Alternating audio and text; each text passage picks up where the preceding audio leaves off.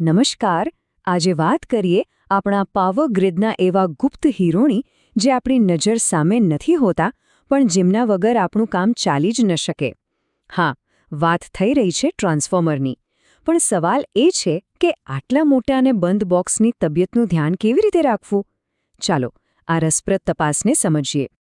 ખરેખર આ સવાલ બહુ મોટો છે, કારણ કે ટ્રાન્સફોર્મર તો એકદમ સીલબંધ હોય છે. મતલબ કે એ સંપૂર્ણપણે પેક હોય છે. એની અંદર શું ચાલી રહ્યું છે એ જાણવાનો કોઈ સીધો રસ્તો નથી. તો પછી ખબર કેવી રીતે પડે? આ એક એવા રહસ્ય જેવું છે જેને ઉકેલવું જ પડે.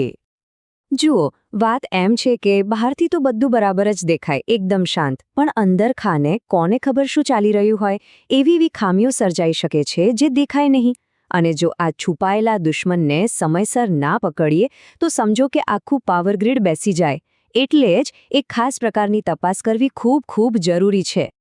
તો આ રહસ્ય ઉકેલાશે કેવી રીતે? એનો જવાબ છુપાયેલો છે ટ્રાન્સફોર્મરના પોતાના એક ખાસ ઇલેક્ટ્રિકલ સિગ્નલમાં. ચાલો એને એક નામ આપીએ: ટ્રાન્સફોર્મરના ચુંબકીય હૃદયના ધબકારા.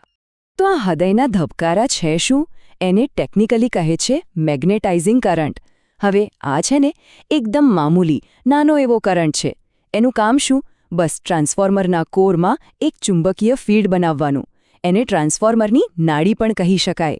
જેમ ડૉક્ટર નાડી તપાસે ને, બસ એ જ રીતે એન્જિનિયરો આ કરંટને માપીને એની તબિયત જાણી લે છે. સારું, તો આ કરંટના મુખ્ય બે કામ છે. પહેલું કામ, જેની આપણે હમણાં જ વાત કરી, એ છે ટ્રાન્સફોર્મરના કોર એટલે કે એના હૃદયમાં મેગ્નેટિક ફ્લક્સ બનાવવાનું. અને બીજું કામ, આખી પ્રોસેસમાં જે થોડી ઘણી એનર્જી વેડફાય ને એની ભરપાઈ કરવાનું. બસ આટલા જ એના મુખ્ય કામ છે. ચાલો હવે સીધા મુદ્દા પર આવીએ. આ ધબકારા મપાય છે કેવી રીતે? એના માટે એક આખી પ્રોસેસ છે, એક પ્રકારનું હેલ્થ ચેકઅપ, જેમાં કુલ 5 સ્ટેપ્સ છે. ચાલો એક પછી એક જોઈએ. આગળ વધીએ એ પહેલાં જરા આ તસવીર પર ધ્યાન આપીએ. આ એ જ સેટઅપ છે જેનો ઉપયોગ આ ટેસ્ટ માટે થાય છે. અહીં દેખાય છે કે કેવી રીતે બધા સાધનોને ટ્રાન્સફોર્મર સાથે જોડવામાં આવ્યા છે. હવે જે 5 સ્ટેપ્સની વાત કરીશું એ બસ આ જ સેટઅપ પર કરવામાં આવે છે. તો આ રહી આખી પ્રોસેસ, સ્ટેપ બાય સ્ટેપ. પહેલું સ્ટેપ છે એક વાઇન્ડિંગને લો વોલ્ટેજ સપ્લાય આપો. બીજું, એના બીજા વાઇન્ડિંગને બિલકુલ ખાલી રાખો, કોઈ લોડ નહીં. ત્રીજું સ્ટેપ, હવે ત્રણેય ફેઝમાં જે કરંટ વહે છે એને માપો. યાદ રહે, આ કરંટ મિલીએમ્પિયરમાં હોય છે, એટલે કે ખૂબ જ નાનું. ચોથું, આર્ચ ટેસ્ટને અલગ અલગ ટેપ ચેન્જર પોઝિશન પર ફરીથી કરો. અને છેલ્લે પાંચમું સ્ટેપ, જે પણ રીડિંગ્સ આવ્યા એને એકબીજા સાથે અને જે સ્ટાન્ડર્ડ રીડિંગ્સ હોય એની સાથે સરખાવો. સારું, ટેસ્ટ તો થઈ ગયો, રીડિંગ્સ પણ આવી ગયા, પણ હવે આવે છે સૌથી મહત્વનો ભાગ: આ રીડિંગ્સનો અર્થ શું કાઢવો? ચાલો હવે ડૉક્ટરની જેમ આ પરિણામોનું નિદાન કરીએ. સામાન્ય રીતે જો ટ્રાન્સફોર્મર એકદમ તંદુરસ્ત હોય તો આ મેગ્નેટાઇઝિંગ કરંટ એના કુલ રેટેડ કરંટના માંડ 1 થી 3% જેટલો જ હોય છે. જો રીડિંગ આ રેન્જમાં હોય તો સમજી લેવાનું કે બધું બરાબર છે. હવે સારા અને ખરાબ રિપોર્ટમાં શું ફરક હોય? એકદમ સિમ્પલ છે. જો ત્રણેય ફેઝના કરંટ લગભગ સરખા એટલે કે બેલેન્સ્ડ હોય તો એ નોર્મલ રિપોર્ટ છે. પણ જો કોઈ એક ફેઝમાં કરંટ અચાનક વધી જાય અથવા ત્રણેય ફેઝના રીડિંગમાં બહુ મોટો તફાવત દેખાય તો એ એબનોર્મલ છે. મતલબ કે અંદર કંઈક ગડબડ છે.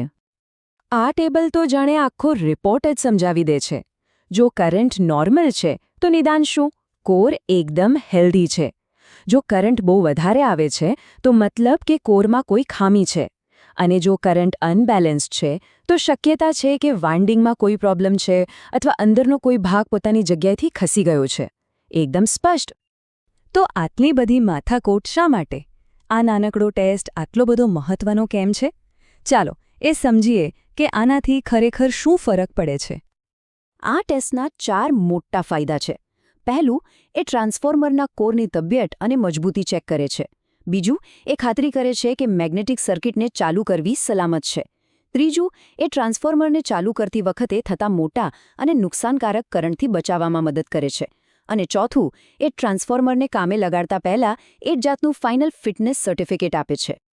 ટૂંકમાં કહીએ તો આ એક નાનકડો ટેસ્ટ ટ્રાન્સફોર્મરને ચાલુ કરતા પહેલાં એની હેલ્થ, એની કાર્યક્ષમતા અને એની મજબૂતી બધું જ ચકાસી લે છે.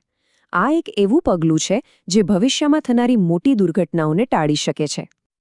અને અંતે એક સવાલ જે વિચારવા જેવો છે. આપણી દુનિયાને સરળતાથી ચલાવવા માટે આપણી આસપાસ આવી કેટલી બધી અદૃશ્ય તપાસો સતત ચાલતી હશે, જેના વિશે આપણને ખબર પણ નથી.